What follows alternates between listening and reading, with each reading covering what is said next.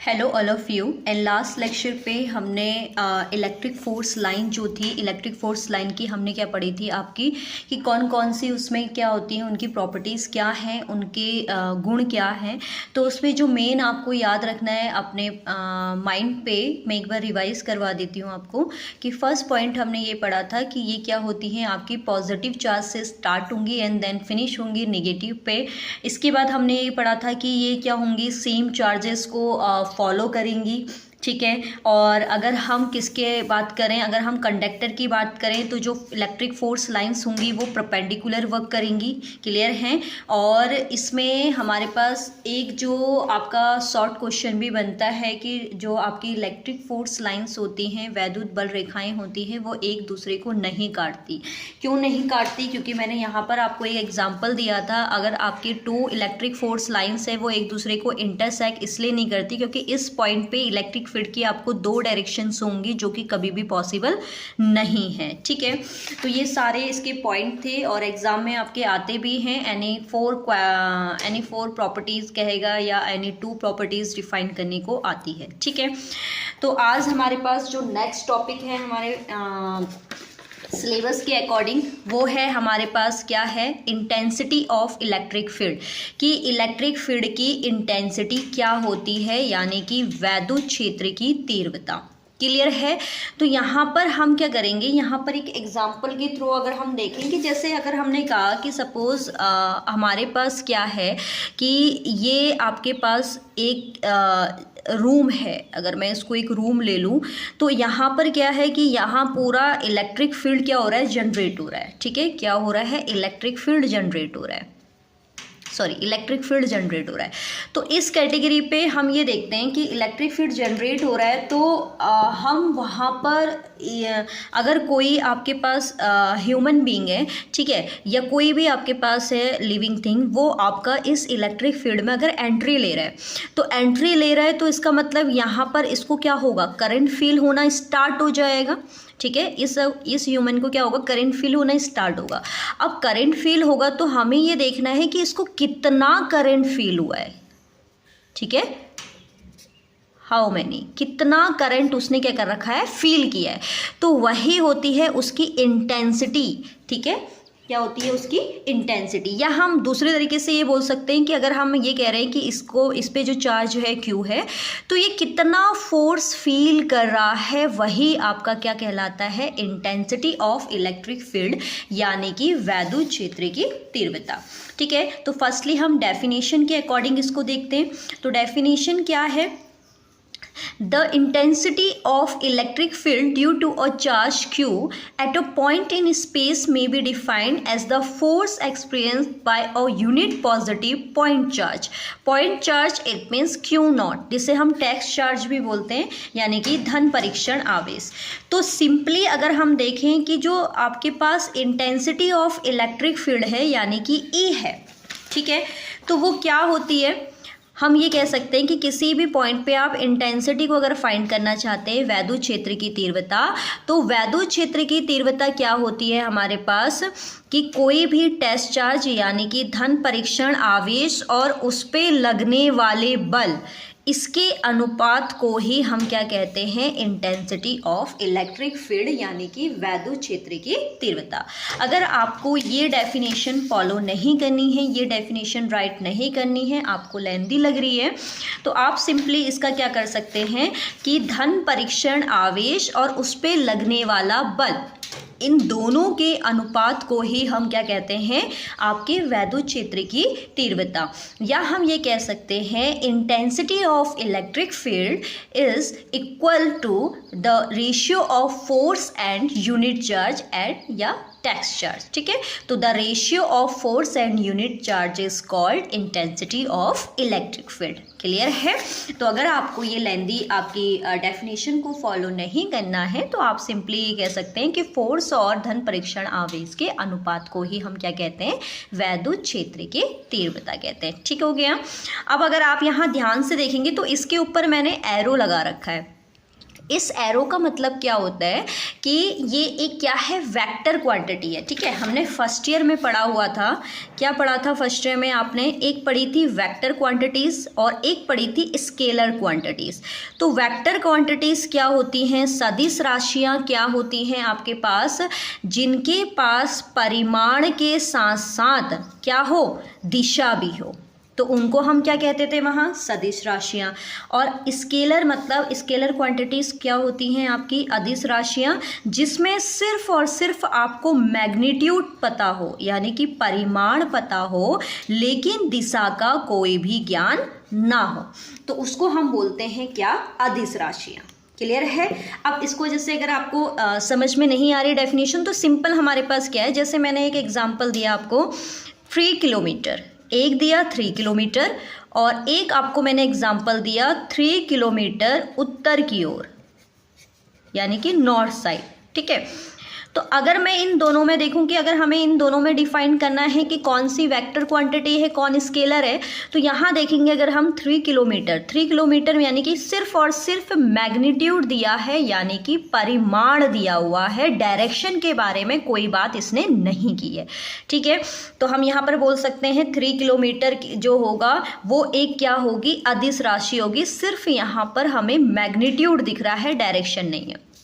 अगर इसके बाद वाले एग्जाम्पल पे मैं फोकस करूं तो इसके बाद वाला एग्जाम्पल क्या है, 3 किलोमीटर उत्तर की ओर, यानी कि नॉर्थ साइड पे। तो यहाँ देखेंगे अगर हम 3 किलोमीटर जो है ये तो इसका मैग्नीट्यूड हो गया, इट मीन्स परिमाण हो गया, और उसने ये भी डायरेक्शन ये गिवन दे दी, मतलब ये भी बता दिया कि वो किस डायरेक्शन में 3 किलोमीटर गया, यानी कि हमें डायरेक्शन के बारे में भी इंफॉर्मेशन मिल गई। तो जब डायरेक्शन और मैग्नीट्यूड दोनों के बारे में इंफॉर्मेशन मिल जाती है तो वो कौन सी क्वांटिटी होती है आपकी, सदिश राशि, यानी कि वेक्टर क्वांटिटी। क्लियर है। तो जहाँ पर सिर्फ और सिर्फ परिमाण होता है उसे हम अदिश राशियाँ कहते हैं, स्केलर क्वांटिटीज़, और जहाँ पर हमें डायरेक्शन के बारे में भी इंफॉर्मेशन मिल जाती है उसको हम सदिश राशियाँ कहते हैं। ठीक है, तो यहाँ पर अगर आप देख रहे होंगे तो ई के ऊपर आपका वेक्टर साइन है, तो हम ये बोल सकते हैं कि जो इंटेंसिटी ऑफ इलेक्ट्रिक फील्ड है वो क्या है, एक वेक्टर क्वांटिटी है।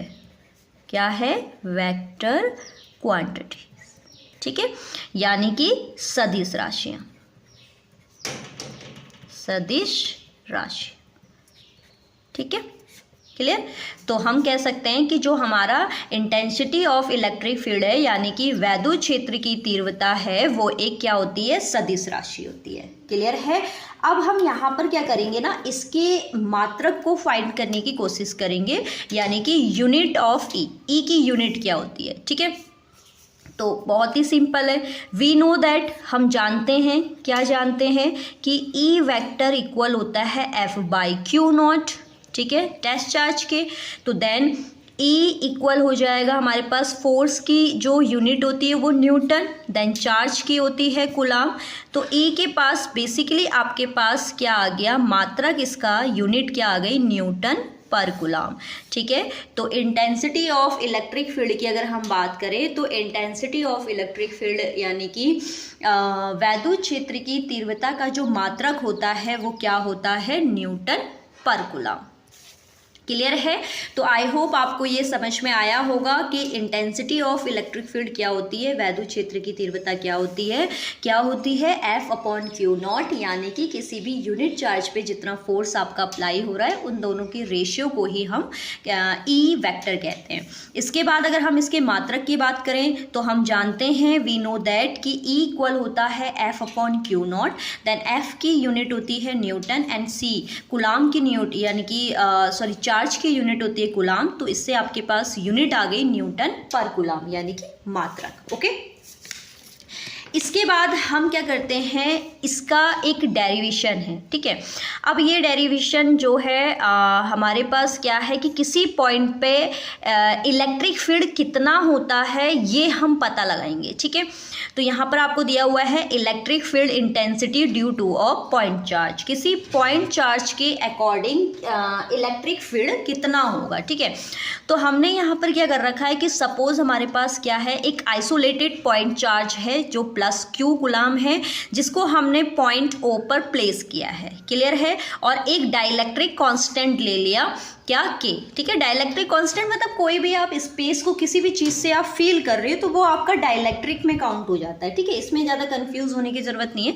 जैसे सपोज ये है, इन दोनों के बीच में आपको कोई कुछ स्पेस दिख रहा है ना, तो इन दोनों के बीच में जो स्पेस दिख रहा है, इस स्पेस को अगर मैं किसी भी मटेरियल से फील कर दूं तो ये हमारा क्या शो कर रहा है, डाइलेक्ट्रिक को शो कर रहा है, ठीक है। तो डाइलेक्ट्रिक कुछ भी हो सकता है, एयर हो सकती है, वाटर हो सकता है, अदरवाइज आपका कोई भी मेटेलिक ऑब्जेक्ट हो सकता है। तो सिंपली अगर आप फील कर रहे हो किसी भी स्पेस को तो वो हमारा उस टाइम पे उस मीडियम के लिए डाइलेक्ट्रिक काउंट होता है, क्लियर है। तो यहाँ पर हम देख रहे हैं, हमसे कहा गया है कि हमने एक पॉइंट चार्ज लेना है। तो इस प्रूफिंग को अगर हम आगे सॉल्व करें, ठीक है, तो इसमें हमने कहा कि जो पॉइंट ओ है वहाँ पर हमने क्या कर दिया, एक प्लस क्यू चार्ज को प्लेस कर दिया, ठीक है। और एक पॉइंट पी पे हमने एक दूसरे चार्ज को, अगर हम देखें यहाँ पर अकॉर्डिंग टू थ्योरी, तो प्लस क्यू चार्ज को हमने रख दिया पॉइंट ओ पर प्लेस कर दिया, ठीक है। इसके बाद हमने क्या किया, क्योंकि हमें क्या चाहिए, 2 मीडियम चाहिए, क्योंकि तभी तो आप यहाँ पर इसके स्पेस पे आप डाइलेक्ट्रिक को फील कर पाओगे। अब यहाँ तो आप डाइलेक्ट्रिक फील करोगे नहीं अगर एक चार्ज है तो, ठीक है। तो इसके लिए मैंने क्या करा, पॉइंट पी पे एक चार्ज, अगला चार्ज ले लिया मैंने यहाँ पर प्लस क्यू नॉट, क्लियर है। और इन दोनों चार्जेस को सेपरेट कर दिया किस डिस्टेंस के साथ, स्मॉल आर। इतना फिगर समझ में आया आपको कि एक हमें पॉइंट चार्ज दिया था, वहाँ पर हमने पॉइंट ओ पर उस चार्ज को प्लेस किया, और चार्ज को प्लेस करने के बाद हमने उसे आर डिस्टेंस पे एक पॉइंट पी पे एक दूसरे चार्ज प्लस क्यू नॉट को हमने क्या कर दिया, रख दिया, ठीक है। अब इन दोनों स्पेस के बीच में हम डाइलेक्ट्रिक लेंगे। अब यहाँ पर हम डाइलेक्ट्रिक क्या ले रहे हैं, ध्यान से देखना, वैक्यूम या एयर, ठीक है। तो एयर हमने यहाँ पर एक डाइलेक्ट्रिक लिया है, और वैक्यूम या एयर के लिए जो के की वैल्यू होती है वो 1 है। तो हमने ये पढ़ा है कि किन्हीं भी 2 पॉइंट अगर हमें चार्जेस गिवन हो और उनके बीच की पर्टिकुलर डिस्टेंस गिवन हो, तो यहाँ पर एक फोर्स आपका वर्क करता है जिसे हम कूलॉम फोर्स कहते हैं, और जिसकी वैल्यू होती है F equal 1/4 pi epsilon naught Q then Q naught, क्योंकि दोनों चार्जेस, एक चार्ज मैंने Q प्लेस किया है और एक Q नॉट, ठीक है। ओवर में क्या होता है, R स्क्वायर, ठीक। तो ये हम फॉर्मूला पहले पढ़ चुके हैं। तो जिसने सेकंड लेक्चर नहीं देखा है, सबसे पहले आप प्लेलिस्ट में जाकर इस फोर्स को देखिए कि कूलॉम फोर्स को वहाँ पर कैसे फाइंड किया है, ठीक है। तो ये आया है कूलॉम फोर्स, ये हम जानते हैं, ठीक। फिर बट हमें क्या निकालनी है, इंटेंसिटी निकालनी है किसी पॉइंट पे। तो अभी हमने इसी लेक्चर में देखा कि वी नो दैट, हम जानते हैं, क्या जानते हैं हम, कि जो इंटेंसिटी ऑफ इलेक्ट्रिक फील्ड होती है, वैद्युत क्षेत्र की तीव्रता जो होती है वो F/Q नॉट के इक्वल होती है। ये अभी हमने पढ़ा, ठीक है। यहाँ पर हम डाइलेक्ट्रिक एयर ले रहे हैं, तो फिलहाल अभी इसको हम क्या करेंगे, रखेंगे, फिर बाद में हम इसके लिए कर देंगे। यहाँ पर आप लिख सकते हैं K = 1, फिर इसके बाद आपके पास आ जाएगा देन, जब आप K को 1 प्लेस कर रहे हो तो उसके बाद आप क्या करेंगे यहाँ पर, तो फोर्स आपके पास आ जाएगा 1/4 pi epsilon naught Q and Q naught over R square, ठीक है। ये फोर्स की वैल्यू है। देन इसको हम नेम दे देते हैं इक्वेशन फर्स्ट, क्लियर है।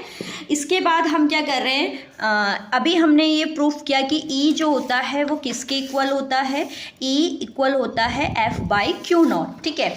तो F/Q नॉट है, तो हम यहाँ से इस फॉर्मूले के अकॉर्डिंग हम देखेंगे E इक्वल ऐसे रहा आपके पास, देन F की वैल्यू फ्रॉम इक्वेशन फर्स्ट क्या है हमारे पास, यहाँ प्लेस करेंगे F की जगह 1/4 pi epsilon naught then Q naught over R square, clear है। ये F की वैल्यू आ गई।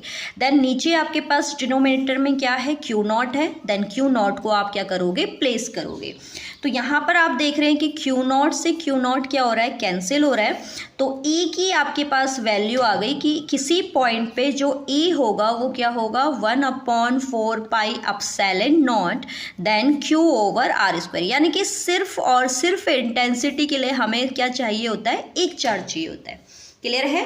तो ये हमारा फॉर्मूला है किसी पॉइंट पे इंटेंसिटी ऑफ इलेक्ट्रिक फील्ड के लिए, ठीक है। तो अगर आपके पास विदाउट वेक्टर फॉर्म पूछता है तो आपके पास आएगा 1/4πε0, और अगर आप इसी को वेक्टर फॉर्म में करेंगे तो याद रखना वेक्टर फॉर्म में सिर्फ एक क्वांटिटी आ जाती है, ऐड हो जाती है, उसका यूनिट वेक्टर भी काउंट करते हैं हम। तो जैसे ये है 1/4πε0 then Q over are square, और आर आपकी डिस्टेंस, तो इसका यूनिट वेक्टर यानी कि कैप, ठीक है। तो ये होगा हमारा किस फॉर्म में, वेक्टर फॉर्म में। याद रखना ये किस में होगा, वेक्टर फॉर्म में होगा। और सिंपली अगर आपको निकालना होगा तो किसी पॉइंट पे इंटेंसिटी ऑफ इलेक्ट्रिक फील्ड क्या होती है, E = 1/4πε0 Q over are square. तो बहुत इजी थी, हमने एक चार्ज को प्लेस किया, आर डिस्टेंस पे दूसरे चार्ज को लिया, क्योंकि फोर्स अगर हमें फील करना है और इनके बीच में डाइलेक्ट्रिक लेना है तो हमें इसके बीच की एक पर्टिकुलर गैपिंग हमें चाहिए, ठीक है। तो यहाँ से हमने देखा कि जब भी दो चार्ज होते हैं और एक पर्टिकुलर डिस्टेंस पे होते हैं तो वहाँ पर एक कूलाम्ब फोर्स वर्क करता है। उस कूलाम्ब फोर्स को का डेरिवेशन हमने करा था कि क्या होता है 1/4πε0 Q0 ओवर KR², ठीक है। इसके बाद हमने क्या करा कि अभी हमने पढ़ा था कि intensity of electric field E equal होता है F/Q0, देन F की वैल्यू को पुट किया तो हमारे पास प्रूफ आया किसी पॉइंट पे जो इंटेंसिटी होगी वो होगी 1/4πε0 Q ओवर R², ठीक है। और अगर इसी में कहता है कि इंटेंसिटी आप वेक्टर फॉर्म में फाइंड करो तो आपने क्या करना है, जो आप डिस्टेंस ले रहे हो उसी का यूनिट वेक्टर आपने साथ में ले लेना है, मल्टीप्लाइज करनी, क्योंकि जब भी हम वेक्टर फॉर्म देखते हैं तो हमें डायरेक्शन गिवन होती है और उस डायरेक्शन के अकॉर्डिंग हमारे पास क्या होता है कि एक यूनिट वेक्टर उसके साथ काम करता है। क्लियर है। अब आपके पास क्या आता है, इसमें हमसे कहता है ग्राफ ड्रॉ करो। कभी कभी एक नंबर में क्वेश्चन आ जाता है यहाँ पर कि इसका ग्राफ क्या होगा, ठीक है। तो ग्राफ अगर हम देखें,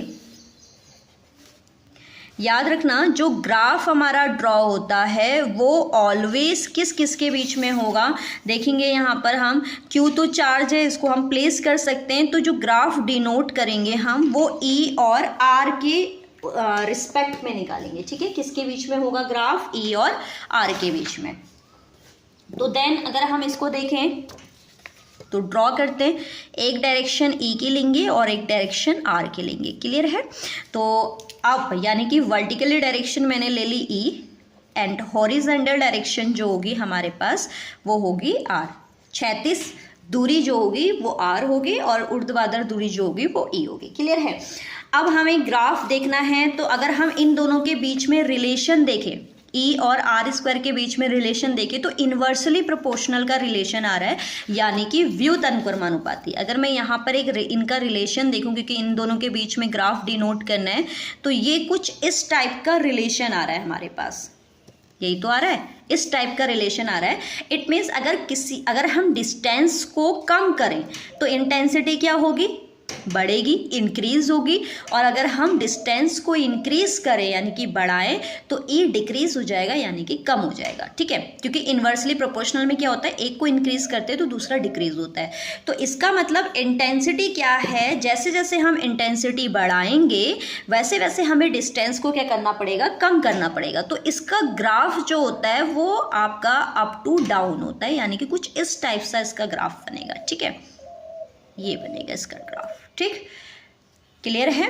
तो हमारे पास E, जब हम E को डिक्रीज कर रहे हैं तो R डिस्टेंस आपकी इंक्रीज होगी, या आप ऐसे भी कह सकते हैं कि E को इंक्रीज करने पर R क्या हो रहा है, डिक्रीज हो रहा है। तो ये है E और R के बीच में ग्राफ। तो आई होप आपको ये समझ में आया होगा कि इंटेंसिटी ऑफ इलेक्ट्रिक फील्ड क्या होती है, वैद्युत क्षेत्र की तीव्रता क्या है, और किसी पॉइंट पे आप वैद्युत क्षेत्र की तीव्रता को किस तरीके से फाइंड कर सकते हो। क्लियर है। और साथ साथ में इसके यूनिट और डायमेंशन को भी करते हुए चलना, क्योंकि आपके 3 to 4 मार्क्स के आपके क्या आते हैं, डायमेंशन एंड यूनिट फाइंड करने के लिए आती है, ठीक है।